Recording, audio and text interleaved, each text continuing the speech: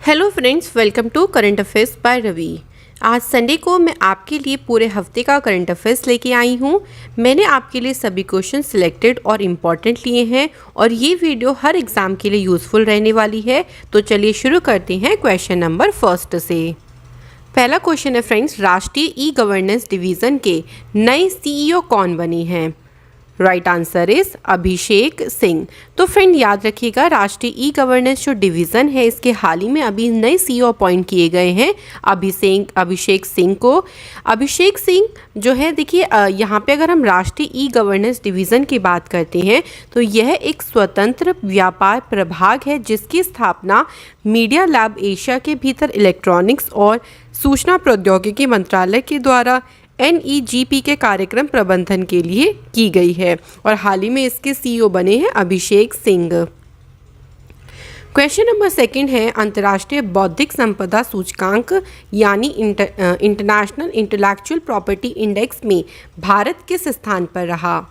Friend इस बार जो भारत की रैंक आई है वो 43 नंबर की आई है। तो इसमें भारत रहा है 43 नंबर पे। देखिए भारत को जो है, भारत का जो इंटेलेक्चुअल प्रॉपर्टी स्कोर है ना, इंटेलेक्चुअल जो ये प्रॉपर्टी स्कोर रहा वो 38.4% से बढ़कर अब हो गया है 38.6%। ये इस रिपोर्ट का 9th संस्करण है और इस वर्ष रिपोर्ट में पिछले 10 वर्षों के आंकड़ों का विश्लेषण किया गया और बताया गया कि वैश्विक इंटेलेक्चुअल प्रॉपर्टी में समय के साथ लगातार सुधार हुआ है। तो इसी को देखते हुए भारत जो है वो इसमें 43 नंबर पे रहा है और इसमें टोटल 55 देश थे जिसमें भारत का स्थान है 43। शीर्ष देश की बात करते हैं तो पहले नंबर पे है संयुक्त राज्य अमेरिका, सेकेंड नंबर पे है यूनाइटेड किंगडम और तीसरे नंबर पे है जर्मनी। अगला क्वेश्चन है फ्रेंड्स, अमेरिका सुप्रीम कोर्ट की पहली अश्वेत महिला जज कौन बनी है? Right answer is Ketanji brown Jackson. तो याद रखिएगा, इंपॉर्टेंट क्वेश्चन है फ्रेंड्स कि अमेरिका सुप्रीम कोर्ट की पहली अश्वेत महिला जज बनी है केतनजी ब्राउन जैक्सन। ये देखिए, इन्होंने जस्टिन स्टीफन बियर का ये स्थान लेंगी और ये पहली अश्वेत महिला यानी पहली ब्लैक वुमेन अगर हम बात करते हैं तो ये बनी है। बात आती है अमेरिका की, तो ये उत्तरी अमेरिका महाद्वीप में स्थित है। इसकी कैपिटल है वॉशिंगटन। यहाँ पे करेंसी है अमेरिकी डॉलर। अमेरिका के 46वें जो राष्ट्रपति हैं उनका नाम है जो बाइडेन और यहाँ की उपराष्ट्रपति हैं कमला हैरिस। अमेरिका की संसद का नाम है कांग्रेस और अमेरिका की सबसे लंबी नदी है मिसौरी नदी। तो ये कुछ इंपॉर्टेंट फैक्ट हैं, याद रखिएगा। और अमेरिका का सबसे लंबा जो पर्वत है उसका नाम है रॉकी माउंटेन। ये भी साथ ही साथ में ध्यान रखिएगा फ्रेंड्स, ठीक है। तो ये सभी क्वेश्चन इंपॉर्टेंट हैं। अगला क्वेश्चन है, राष्ट्रीय प्रोटीन दिवस 2022 कब मनाया गया? राइट आंसर इज 27 फरवरी को। तो फ्रेंड 27 फरवरी को राष्ट्रीय प्रोटीन दिवस मनाया गया है। राष्ट्रीय स्तर की सार्वजनिक स्वास्थ्य पहल राइट टू प्रोटीन ने 27 फरवरी 2020 को भारत में पहला प्रोटीन दिवस मनाया था। तो 2020 से इसकी शुरुआत हुई है। इस दिवस के द्वारा प्रोटीन के पोषण संबंधी लाभों के बारे में जागरूकता फैलाई जाती है और वर्ष 2022 की जो थीम रही है वो है खाद्य भविष्यवाद यानी फूड फ्यूचरिज्म। तो ये रही है इस बार की थीम। अगला क्वेश्चन है, देखिए फ्रेंड्स, पूर्व धर्म गार्जियन 2022 ये एक संयुक्त सैन्य अभ्यास है। इसका आयोजन भारत और किस देश के बीच किया जाएगा? Right answer is Japan. तो एक्स धर्म गार्डियन एक्सरसाइज भारत और जापान देश के बीच में आयोजित की जाएगी। इस अभ्यास का उद्देश्य है सैन्य बलों के बीच सामंजस्य और सेनाओं के बीच संबंधों को बढ़ावा देना। इसका आयोजन स्थल है बेलगाम जो कि कर्नाटक राज्य में है। इस बार ये इसका तीसरा संस्करण जारी किया गया। अगला है, दुनिया का सबसे छोटा पहनने योग्य वायु शोधक नासो 95 को किस संस्थान ने लॉन्च किया है? Answer is nanoclean global IIT Delhi. तो इनके द्वारा ये वायु शोधक है जो कि सबसे छोटा पहनने योग्य है, इसे लॉन्च किया गया है और ये N95 ग्रेड फेस मास्क के बराबर प्रभावी है, यानी ये वायु प्रदूषण, एलर्जी, बैक्टीरिया और वायरस से निपटने में मददगार है। नेक्स्ट है केंद्रीय सूक्ष्म लघु और मध्यम उद्यम मंत्री नारायण राणे ने कहाँ एमएसएमई प्रौद्योगिकी केंद्र को स्थापित करने की घोषणा की है? आंसर इज सिंधुदुर्ग, जो कि है महाराष्ट्र में। तो 200 करोड़ रुपए की लागत से इस प्रौद्योगिकी केंद्र को स्थापित किया जाएगा महाराष्ट्र सिंधुदुर्ग में। और एमएसएमई प्रौद्योगिकी केंद्र उद्योग विशेष रूप से बेरोजगार युवाओं को उनकी रोजगार क्षमता बढ़ाने और कौशल सेवाएं प्रदान करने के लिए सर्वोत्तम प्रौद्योगिकी ऊष्मायन के साथ साथ सलाहकार सहायता भी प्रदान करेगा। तो इस उद्देश्य के साथ इसे महाराष्ट्र में स्थापित किया जाएगा। अगला है सिंगापुर वेटलिफ्टिंग इंटरनेशनल 2022 में मीराबाई चानू ने कौन सा पदक जीता है? राइट आंसर इज स्वर्ण। तो सिंगापुर में जो वेट लिफ्टिंग इंटरनेशनल चैंपियनशिप हुई है, ध्यान रखिएगा फ्रेंड्स, इसमें मीराबाई चानू ने इसमें 55 किलोग्राम भार की कैटेगरी में स्वर्ण पदक जीता है, ये भी ध्यान रखिएगा। और इसी जीत के साथ 27 वर्षीय मीराबाई चानू ने 55 किलोग्राम भार वर्ग में बर्मिंघम 2022 में राष्ट्रमंडल खेलों के लिए क्वालिफाई कर लिया है। तो अभी जो बर्मिंघम में जो कॉमनवेल्थ गेम होंगे उसके लिए इन्होंने क्वालिफाई कर लिया। नेक्स्ट है हमारा क्वेश्चन D2H ब्रांड है ये डिश टीवी इंडिया, हाल ही में इसके नए ब्रांड एम्बेसडर कौन बने हैं? Answer is Rishabh Pant. तो याद रखिएगा फ्रेंड, डिश टीवी इंडिया के नए ब्रांड एम्बेसडर बने हैं ऋषभ पंत। संस्कृति मंत्रालय के द्वारा भारतीय मंदिर वास्तुकला देवायतनम सम्मेलन का उद्घाटन कहाँ पर किया गया? आंसर इज हम्पी, जो कि है कर्नाटक स्टेट में। तो फ्रेंड हम्पी कर्नाटक में ये जो सम्मेलन है देवायतनम सम्मेलन, इसका उद्घाटन किया गया है। अब ये भी ध्यान रखिएगा कि इसका उद्घाटन किसने किया है?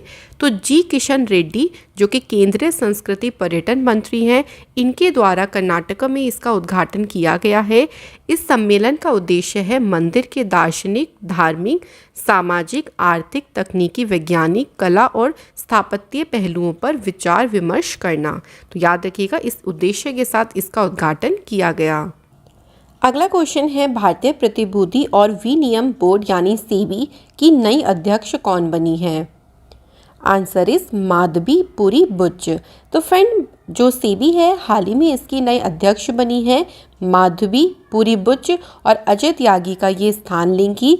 अब देखिए बात आती है यहाँ पे सेबी की। तो भारत में जितने भी शेयर मार्केट है, जैसे नेशनल स्टॉक एक्सचेंज है या फिर बॉम्बे स्टॉक एक्सचेंज है, इन सभी को सेबी रेगुलेट करता है। इसकी फुल फॉर्म है securities and exchange board of India. इसकी स्थापना 12 अप्रैल 1992 में की गई थी और इसका जो मुख्यालय है वो मुंबई में है। अगला क्वेश्चन है भारतीय भाषाओं के प्रचार पर जोर देने के लिए भाषा सर्टिफिकेट सेल्फी अभियान को किस मंत्रालय ने शुरू किया? आंसर हो जाएगा शिक्षा मंत्रालय। तो भाषा सर्टिफिकेट सेल्फी जो ये कैंपेन है इसे शिक्षा मंत्रालय ने शुरू किया है। अच्छा, शिक्षा मंत्रालय किसके पास है? तो ये भी ध्यान रखिएगा, इस टाइम पे ये मंत्रालय धर्मेंद्र प्रधान जी के पास में है। अब बात करते हैं इस अभियान के बारे में। तो देखिए ये जो अभियान है ये लोगों को अपने सोशल मीडिया अकाउंट्स पर अपने सर्टिफिकेट के साथ सेल्फी पोस्ट करते समय हैशटैग भाषा सर्टिफिकेट सेल्फी का इस्तेमाल करने के लिए प्रोत्साहित करती है। नेक्स्ट है राष्ट्रीय विज्ञान दिवस 2022 कब मनाया गया? राइट आंसर इज 28 फरवरी। तो फ्रेंड हर साल 28 फरवरी को राष्ट्रीय विज्ञान दिवस मनाया जाता है। ये दिन भारतीय भौतिकी विज्ञानी चंद्रशेखर वेंकट रमन द्वारा रमन प्रभाव की खोज के उपलक्ष्य में मनाया गया था और इस रमन प्रभाव के लिए उन्हें 1930 में नोबेल पुरस्कार से सम्मानित किया गया था। 2022 में इसकी थीम रही है सतत भविष्य के लिए विज्ञान और प्रौद्योगिकी में एकीकृत दृष्टिकोण, यानी integrated approach in science and technology for a sustainable future. तो याद रखिएगा थीम इम्पॉर्टेंट है, जो इम्पॉर्टेंट डेज है उनकी थीम आप लोग ज़रूर पढ़ें, वेरी इंपॉर्टेंट। अगला क्वेश्चन है मॉस्को वुशु स्टार्स चैंपियनशिप 2022 के जूनियर टूर्नामेंट में भारतीय विशु खिलाड़ी सादिया तारिक ने कौन सा पदक जीता है? आंसर इज स्वर्ण। तो देखिए फ्रेंड इनका नाम भी ध्यान रखिएगा कि स्वर्ण पदक किसके द्वारा जीता गया? सादिया तारिक के द्वारा जीता गया है। कौन सी चैंपियनशिप में? तो मॉस्को वुशु स्टार्स चैंपियनशिप हुई है उसमें। फाइनल मुकाबले में इन्होंने रूसी खिलाड़ी को हराकर स्वर्ण पदक जीता। इसका आयोजन कहाँ पे हुआ था? तो मॉस्को में इसका आयोजन किया गया था। अगला क्वेश्चन है, टेनिस टूर्नामेंट मैक्सिकन ओपन 2022 को किस खिलाड़ी ने जीता है? आंसर हो जाएगा राफेल नदाल। तो फ्रेंड, जो टेनिस टूर्नामेंट हुआ है मैक्सिकन ओपन, ये राफेल नदाल ने जीता है और ये स्पेन के प्लेयर हैं। इन्होंने ब्रिटिश खिलाड़ी कैमरन नोरी को इस टूर्नामेंट में फाइनल में हराया है और इसका टाइटल जीता। पुरुष युगल में इसके जो विजेता रहे हैं स्पेन के फेलिसियानो लोपेज और ग्रीस के जो युगल यानी जो डबल का होता है ना, उसमें अगर हम बात करें तो इनके द्वारा जीता गया। इसका आयोजन हुआ था मैक्सिको के अकापुल्को में, तो जगह है वहाँ पे इसका आयोजन किया गया। केंद्र सरकार ने युद्ध प्रभावित देश यूक्रेन में फंसे भारतीय नागरिकों को वापस लाने के लिए किस मिशन को शुरू किया है?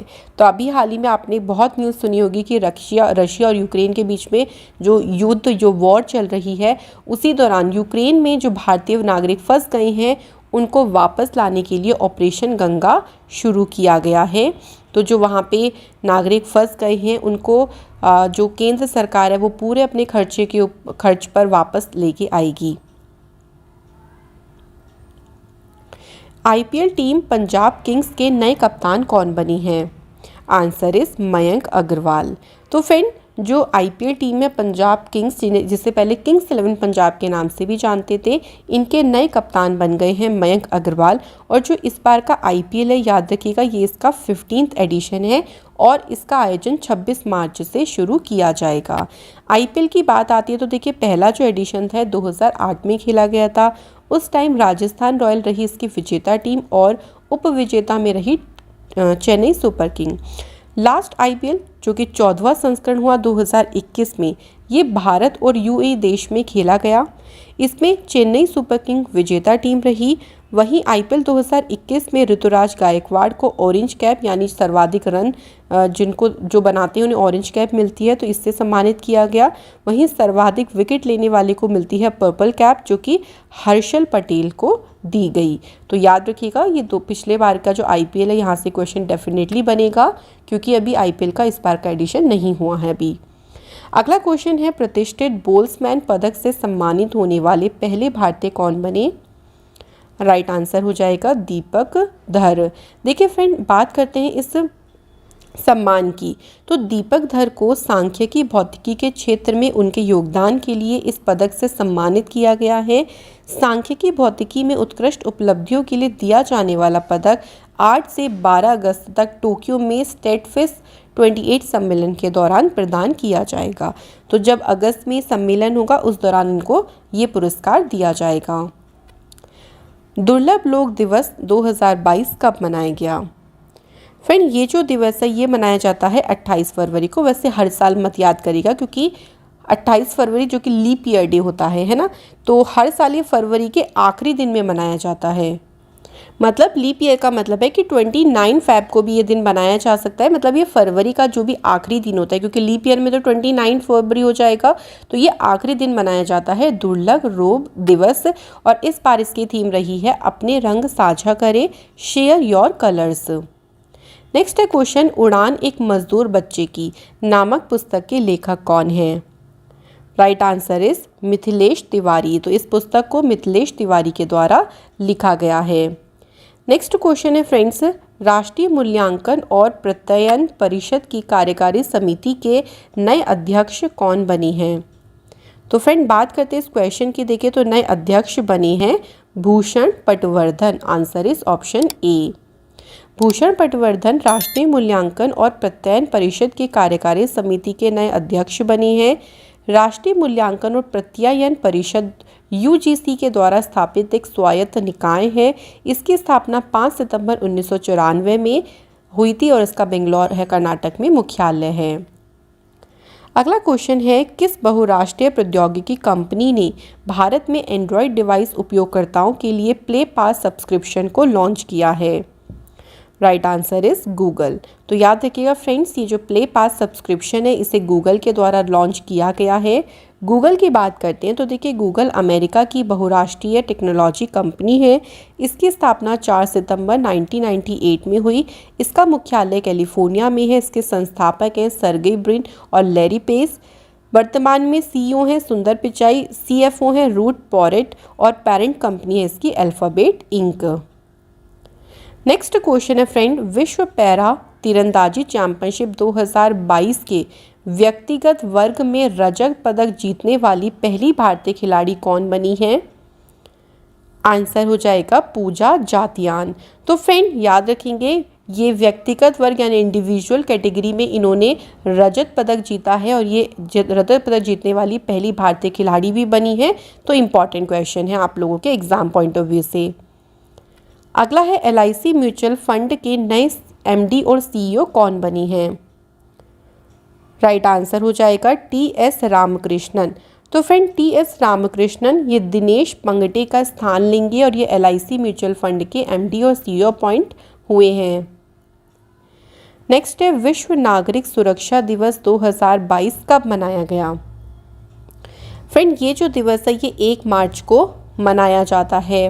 बात करते हैं इसके बारे में तो देखिए, विश्व नागरिक सुरक्षा दिवस नागरिक सुरक्षा के महत्व की ओर ध्यान आकर्षित करने और आपदाओं से लड़ने वालों के प्रयासों और बलिदानों को श्रद्धांजलि देने के लिए मनाया जाता है। 2022 में इसकी थीम रही नागरिक सुरक्षा और हर घर में प्राथमिक उपचार। नेक्स्ट है, सूरजकुंड हस्तशिल्प मेला कहाँ आयोजित किया जाएगा? फ्रेंड इसका जो आयोजन है वो हरियाणा के फरीदाबाद शहर में 20 मार्च से 4 अप्रैल तक इसका आयोजन किया जाएगा। और ध्यान रखेंगे, इसका जो इस बार संस्करण है ये 35वां संस्करण है और इसका थीम स्टेट है जम्मू कश्मीर को इसके थीम स्टेट के रूप में चुना गया। नेक्स्ट है, दुबई टेनिस चैंपियनशिप 2022 का खिताब किस खिलाड़ी ने जीता है? Right answer is Andre Rublev. Friend Andre Rublev ने दुबई टेनिस चैंपियनशिप के फाइनल में चेक गणराज्य के ज़िरी बेस्ली को हराया है और ये टाइटल उन्होंने अपने नाम किया है। इसमें देखिए, ये तो बात हो गई थी पुरुष वर्ग में, वहीं महिला एकल की बात करते हैं तो जेसेना ओस्टापेंको ने जीता। पुरुष युगल में जर्मनी के टिम पुट्स और न्यूजीलैंड के माइकल वीनस ने जीता है। महिला युगल का खिताब वेरोनिका कुडरमेतोवा और एलिस मर्टेंस ने जीता है। इसका आयोजन हुआ था UAE के दुबई शहर में। टेनिस टूर्नामेंट कतर ओपन 2022 में महिला एकल का खिताब किस खिलाड़ी ने जीता? आंसर हो जाएगा ईगा स्विटेक। फ्रेंड ईगा स्विटेक ने जीता है टेनिस टूर्नामेंट कतर ओपन में महिला एकल का खिताब। याद रखिएगा, इंपॉर्टेंट क्वेश्चन है। और ये ईगा स्विटेक का दूसरा WTA 100,000 खिताब है। वहीं उन्होंने अब तक 4 WTA सिंगल्स के खिताब जीते हैं। 58 नंबर की सीनियर राष्ट्रीय शतरंज चैंपियनशिप 2022 खेल का आयोजन कहाँ हुआ? आंसर इज कानपुर उत्तर प्रदेश में। तो फ्रेंड ये इस बार ध्यान रखिएगा 58 इसका एडिशन है और इसका आयोजन कानपुर उत्तर प्रदेश में हुआ। फिडे की बात करते हैं तो विश्व में जो शतरंज के खेल होते हैं, जितने भी शतरंज के खेल होते हैं उन सभी को फिडे रेगुलेट करता है, यानी इंटरनेशनल चेस फेडरेशन। इसकी स्थापना 20 जुलाई 1924 को हुई। इसका मुख्यालय है लुसान स्विट्जरलैंड में और इसके अध्यक्ष हैं आर्कडी ड्वारकोविच। अगला क्वेश्चन है, शून्य भेदभाव दिवस कब मनाया गया? फ्रेंड ये जो दिवस है ये 1 मार्च को मनाया गया है, ज़ीरो डिस्क्रिमिनेशन डे। इस दिन क्या होता है, ये दिन महिलाओं और लड़कियों के अधिकारों और भेदभाव के प्रति जागरूकता फैलाने के लिए मनाया जाता है। इस बार इसकी थीम रही है नुकसान पहुंचाने वाले कानूनों को हटाओ, सशक्त बनाने वाले कानून बनाएं। तो ये रही है फ्रेंड इस बार की इसकी थीम। अगला क्वेश्चन है हमारा, वायुसेना के पश्चिमी कमान के नए कमांडिंग इन चीफ कौन बनी हैं? फ्रेंड बात करते हैं कि कौन अभी इससे अपॉइंट किए गए हैं, तो श्री कुमार प्रभाकरन को अपॉइंट किया गया है कमांडिंग इन चीफ के पद के लिए। इंडियन एयरफोर्स की बात करते हैं तो 8 अक्टूबर 1932 को स्थापना हुई है। मुख्यालय है नई दिल्ली में। वायुसेना दिवस हर साल 8 अक्टूबर को मनाया जाता है। वायुसेना के प्रमुख हैं विवेक राम चौधरी और उप प्रमुख हैं संदीप सिंह। वायुसेना की पूर्वी कमान के कमांडिंग चीफ हैं दिलीप कुमार पटनायक। दक्षिणी कमान के कमांडिंग चीफ हैं विक्रम सिंह। राफेल उड़ाने वाली पहली महिला पायलट कौन है? याद रखिएगा, शिवांगी सिंह इनका नाम है। और वायुसेना में प्रथम भारतीय महिला फाइटर पायलट का क्या नाम है? भावना कांत। अगला है 31वें दक्षिण पूर्व एशियाई खेल का आयोजन कहाँ किया जाएगा? Right answer is Vietnam. तो फ्रेंड, वियतनाम में 31वें नंबर के जो साउथ ईस्ट एशियन गेम्स है इनका आयोजन किया जाएगा और 12 से 23 मई 2020 तक इनका आयोजन होगा। इस बार इसका ये 31वां संस्करण है और इसका मोटो है एक मजबूत दक्षिण पूर्व एशिया के लिए। अगला है BSES यमुना पावर लिमिटेड द्वारा भारत का पहला smart managed electronic vehicle charging station कहाँ पर खोला गया है? Right answer is new Delhi. तो फ्रेंड, इस चार्जिंग स्टेशन को न्यू दिल्ली में खोला गया है। अगला क्वेश्चन है 46 नंबर का सिविल लेखा दिवस, सिविल अकाउंट्स डे कब मनाया गया? फ्रेंड, ये जो दिवस है ये 2 मार्च को मनाया गया है। टेनिस ATP रैंकिंग में दुनिया की नंबर 1 पुरुष खिलाड़ी कौन बने हैं?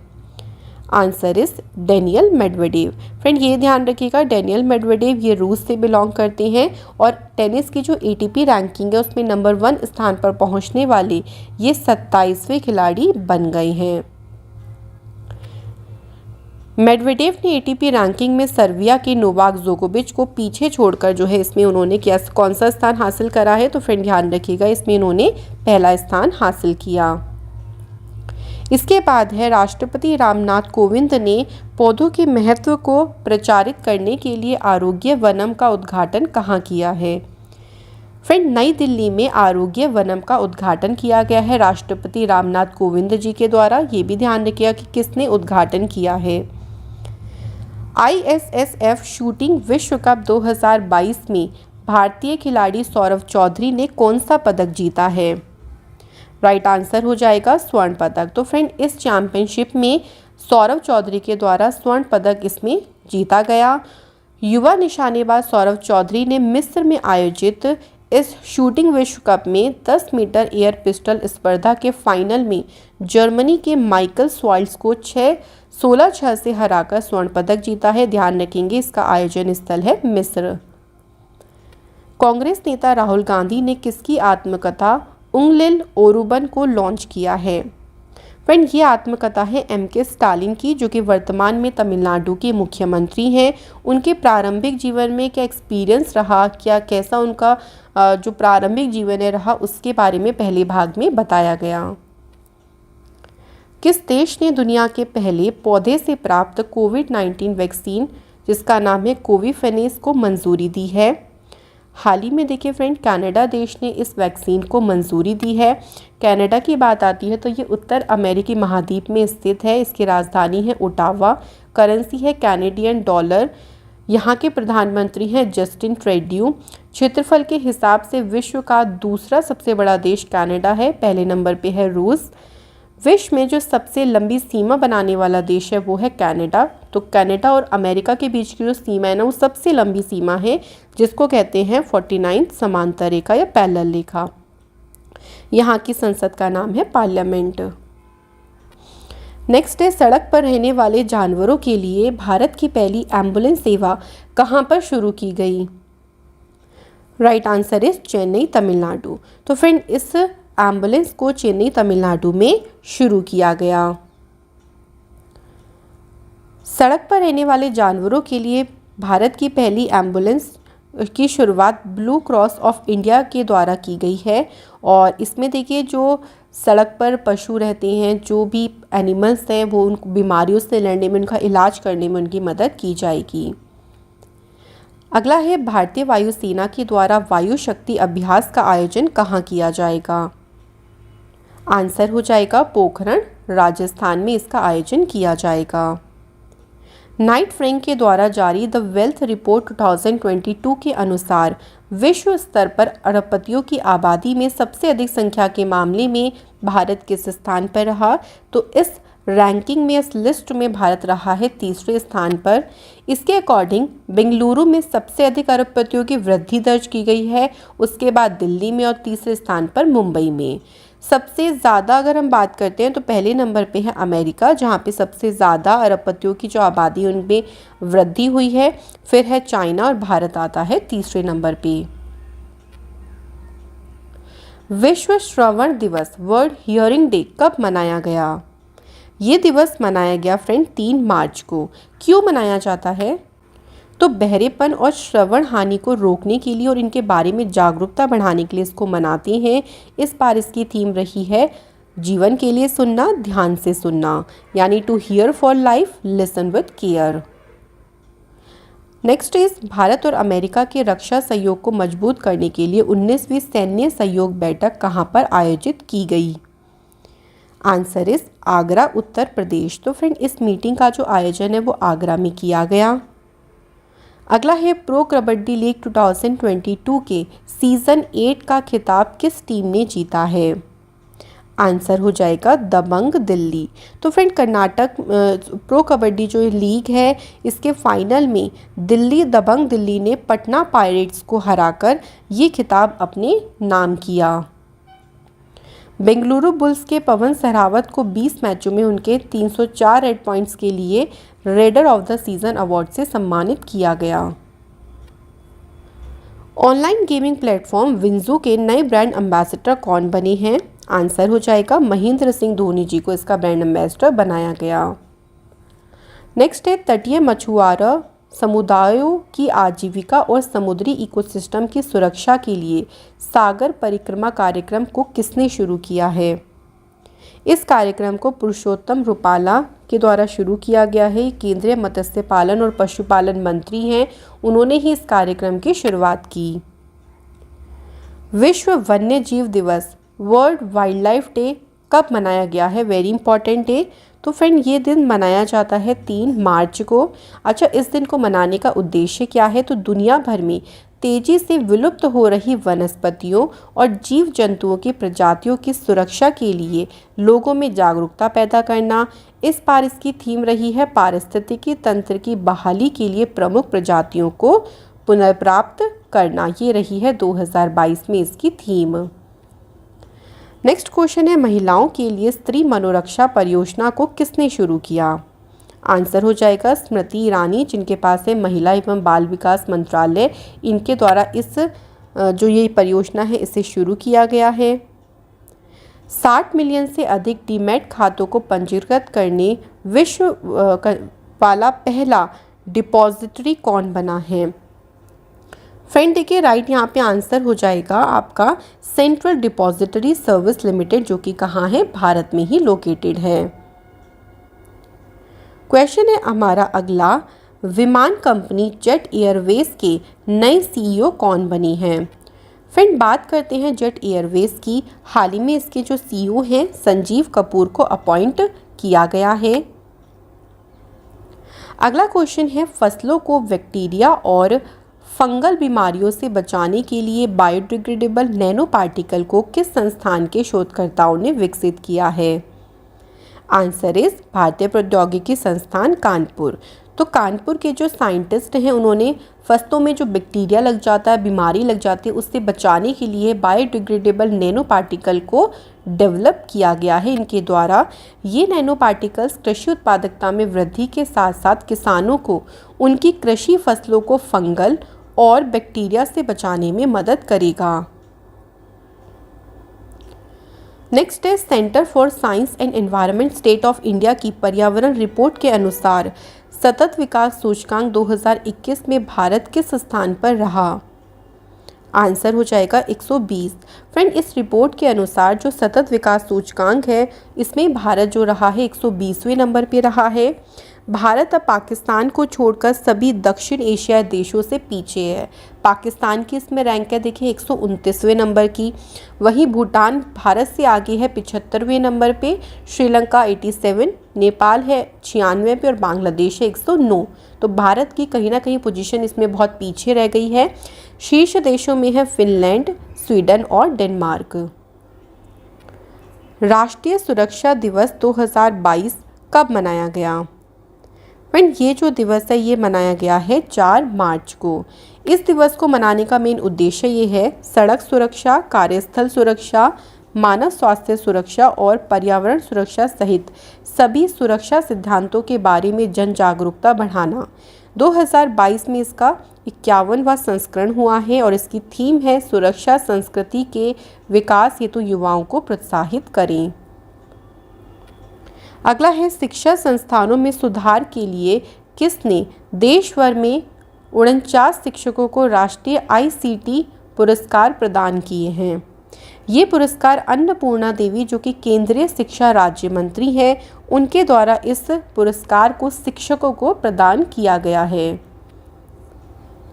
12वें नंबर के ICC महिला विश्व कप 2022 खेल का आयोजन कहाँ होगा? आंसर हो जाएगा न्यूजीलैंड। फ्रेंड, ध्यान रखिएगा ये इसका 12वां एडिशन है जिसका आयोजन न्यूजीलैंड देश में किया जाएगा। खतरनाक मौसम पर नज़र रखने के लिए नवीनतम पीढ़ी का उपग्रह नेक्स्ट जनरेशन GOES-T को किस स्पेस एजेंसी ने लॉन्च किया? Right answer is NASA, America. तो अमेरिका की स्पेस एजेंसी नासा के द्वारा इसे लॉन्च किया गया है। GOES यानी जियो स्टेशनरी ऑपरेशनल एनवायरमेंटल सैटेलाइट। जियो स्टेशनरी ऑपरेशनल एनवायरमेंटल सैटेलाइट को केप कैनबरल स्पेस फोर्स स्टेशन से यूनाइटेड स्टेट्स में है वहाँ से इसे लॉन्च किया गया है। अलायंस एटलस V रॉकेट का इसमें इस्तेमाल किया गया। ये एक नया उपग्रह है जो तूफान, मौसम, जलवायु परिवर्तन की प्रगति और यहाँ तक कि आने वाले अंतरिक्ष मौसम का अध्ययन आधे से अधिक दुनिया में कर सकेगा। तो ये नई टेक्नोलॉजी से युक्त है जो कि काफ़ी मदद करेगा। इसके बाद है ISSF शूटिंग विश्व कप 2022 का आयोजन कहाँ हुआ है? इसका आयोजन किया गया है फ्रेंड मिस्र देश में, शहर है काहिरा, वहाँ पे इसका आयोजन किया गया। भारत की श्रीनिवेथा, ईशा सिंह और रुचिता बिनकर ने मिस्र के काहिरा की महिलाओं की 10 मीटर एयर पिस्टल टीम स्पर्धा में स्वर्ण पदक जीता। इसके साथ भारत ने 2 इसमें स्वर्ण पदक जीते हैं, मतलब 2 स्वर्ण और रजत समेत 3 पदक के साथ पदक तालिका में शीर्ष स्थान जो है भारत ने इसमें हासिल किया। अगला है ग्रामीण क्षेत्रों में अपनी गाड़ियों की पहुंच बढ़ाने के लिए अनुभव नाम से चलते फिरते शोरूम को किसने लॉन्च किया है? आंसर हो जाएगा टाटा मोटर्स। तो देखिए टाटा मोटर्स क्या चाह रहा है कि उनकी जो सेवाएं हैं, उनकी जो गाड़ियों की पहुंच है वो ग्रामीण क्षेत्रों तक भी बढ़ सके। उसके लिए चलते फिरते शोरूम यानी एक गाड़ी वैन सी है, उसमें घर घर जाएगी, लोगों को नई नई गाड़ियाँ जो उनकी लॉन्च होती है, जो भी गाड़ियों की इन्फॉर्मेशन है वो लोगों को दी जाएगी ताकि लोग जुड़ सकें। हेरत महोत्सव किस राज्य या केंद्र शासित प्रदेश में मनाया गया है? आंसर हो जाएगा फ्रेंड जम्मू कश्मीर। तो ये महोत्सव मनाया जाता है जम्मू कश्मीर में। हेरत महोत्सव या इसे कह सकते हैं हरा शिव की रात, जिसे आमतौर पर महाशिवरात्रि के रूप में मनाया जाता है और यह जम्मू कश्मीर में कश्मीरी पंडितों द्वारा मनाए जाने वाला प्रमुख त्यौहार है। अगला है इतिहास में पहली बार देश से बाहर किस देश में भारतीय प्रौद्योगिकी संस्थान की स्थापना की जाएगी? फ्रेंड, इस संस्थान की स्थापना संयुक्त अरब अमीरात में की जाएगी, जो कि IIT की एक ऐसी शाखा है जो भारत के बाहर किसी दूसरे देश में स्थापित की जा रही है। अगला है दक्षिण एशियाई एथलेटिक महासंघ क्रॉस कंट्री चैंपियनशिप का आयोजन कहाँ किया जाएगा? फ्रेंड, इस चैंपियनशिप का आयोजन भारत के नागालैंड के कोहिमा शहर में इसका आयोजन किया जाएगा। अगला क्वेश्चन है महात्मा गांधी राष्ट्रीय ग्रामीण योजना रोजगार गारंटी अधिनियम के लिए लोकपाल ऐप को किसने लॉन्च किया है? आंसर इज गिरिराज सिंह, जो कि केंद्रीय ग्रामीण विकास मंत्री हैं, उनके द्वारा इस ऐप को लॉन्च किया गया है। इस एप्लीकेशन में देखिए मनरेगा से संबंधित जो भी शिकायतें हैं उनकी सुचारू रिपोर्टिंग और वर्गीकरण उनका किया जाएगा। नेक्स्ट है भारतीय औद्योगिक विकास बैंक के मैनेजिंग डायरेक्टर और सीईओ कौन बनी है? Right answer is Rakesh Sharma. तो राकेश शर्मा फिर से मैनेजिंग डायरेक्टर सीईओ बनी है भारतीय औद्योगिक विकास बैंक के। इसकी बात करते हैं तो 1964 में इसकी स्थापना हुई है। इसके अध्यक्ष हैं MR कुमार। इसका मुख्यालय है मुंबई में। इसकी टैगलाइन है बैंकिंग फॉर ऑल, आओ सोचे बड़ा। अगला क्वेश्चन है हिंदुस्तान यूनिलीवर लिमिटेड के नए गैर कार्यकारी अध्यक्ष कौन बनी हैं? आंसर हो जाएगा नितिन परांजपे। फ्रेंड, नितिन परांजपे बने गए हैं हिंदुस्तान यूनिलीवर लिमिटेड के गैर कार्यकारी अध्यक्ष। इसके बाद है पनडुब्बी रोधी युद्धक विमान P-8I को भारतीय नौसेना में शामिल किया गया है। इस युद्धक विमान का निर्माण किसने किया? फ्रेंड, इसका निर्माण बोइंग कंपनी है जो कि अमेरिका बेस्ड एक कंपनी है, उनके द्वारा इस विमान का निर्माण किया गया है जो कि भारतीय नौसेना में शामिल किया गया है। संस्कृति और विदेश राज्य मंत्री ने वंदे भारतम के लिए एक सिग्नेचर गाने की धुन को जारी किया। इस गाने को किसने लिखा? राइट आंसर हो जाएगा रिकी केज और विक्रम घोष। तो आपका आंसर रहेगा ऑप्शन सी। इन दोनों के द्वारा ही इस गाने की जो सिग्नेचर धुन है इसे लिखा गया है। और ये याद रखिएगा, उर्दू भाषा के लिए साहित्य अकादमी पुरस्कार 2021 से किसे सम्मानित किया गया? आंसर इस चंद्रभान ख्याल को इससे सम्मानित किया गया है। चंद्रभान ख्याल को उनकी कविता संग्रह ताज़ा हवा की ताबिशें के लिए पुरस्कार दिया गया। देखिए, साहित्य अकादमी पुरस्कार जो है इसका उद्देश्य है भारतीय भाषाओं को प्रोत्साहित करना, जिससे और भी लोग इससे प्रभावित हों। साहित्य में महत्वपूर्ण योगदान करने वाले साहित्यकारों को उनके अद्भुत लेख के लिए यह जो सम्मान है वो दिया जाता है। इसके बाद है सस्टेनेबल सिटीज़ इंडिया कार्यक्रम को डिज़ाइन करने के लिए national institute of urban affairs ने किस संस्थान के साथ समझौते ज्ञापन पर हस्ताक्षर किए? आंसर हो जाएगा फ्रेंड विश्व आर्थिक मंच। तो देखिए फ्रेंड, जो सस्टेनेबल सिटीज़ इंडिया कार्यक्रम है इसको डिज़ाइन करने के लिए national institute of urban affairs ने विश्व आर्थिक मंच के साथ में ये जो समझौता ज्ञापन है इसे हस्ताक्षर किया। इसके बाद देखिए the great tech game shaping geopolitics and the destinies of nations, इस पुस्तक के लेखक कौन हैं? फ्रेंड, ये पुस्तक जो है लिखी गई है अनिरुद्ध सूरी के द्वारा। तो ध्यान रखेंगे, बुक्स एंड ऑथर से भी क्वेश्चन आपका definitely exam point of view से इंपॉर्टेंट होता है। तो इस बुक को लिखा गया है अनिरुद्ध सूरी के द्वारा। फ्रेंड, यहाँ पर हमारे टॉप 70 क्वेश्चंस आपके ख़त्म होते हैं, जो कि हमने इंपॉर्टेंट क्वेश्चंस रखे हैं आपके एग्जाम पॉइंट ऑफ व्यू से। Thank you so much for watching this video.